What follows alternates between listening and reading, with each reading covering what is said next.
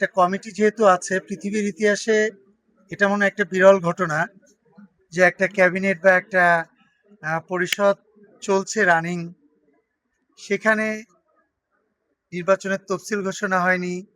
Even এই আমাদের যে রানিং কমিটি আছে তাদের এজিএমও এখনো হয়নি। সেক্ষেত্রে নির্বাচনী পরিকল্পনা করা বা নির্বাচনী প্যানেল দেয়া এটা নিতান্তই ব্যক্তিগত ব্যাপার, এবং সেটা আসলে অফিসিয়াল কোনো কিছুই না।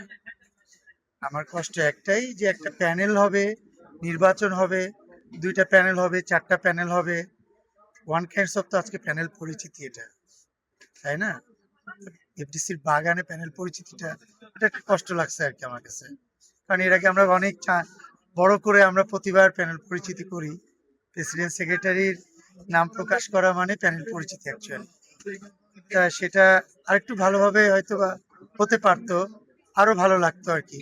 কারণ হাজার হলো নায়করাজ রাজ্জাক সাহেবের হাতে তৈরি আমাদের চলচ্চিত্র শিল্পী সমিতি, এরপরে কে কে ছিল না, খলিল স্যার থেকে শুরু করে মোহাম্মদ শরীফ স্যার, আলমগীর স্যার, ইফজল সাহেব, মিশা সওদাগর, কাঞ্চন ভাই, কারা কারা ছিল না, আর কাদের হাতে তৈরি সমিতিটা।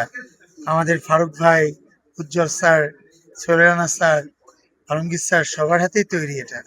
তা সেক্ষেত্রে একটা শিল্পী সমিতির নির্বাচন, সেটা অনেক আলোচনা হবে, এটাই স্বাভাবিক কথা। বাট প্যানেলের সভাপতি সেক্রেটারি ওপেনলি তারা ডিক্লেয়ার করবে, এটা বাগানে না হলেও পারতো। এটা একটু আরো ভালোভাবে করলে ভালো হতো।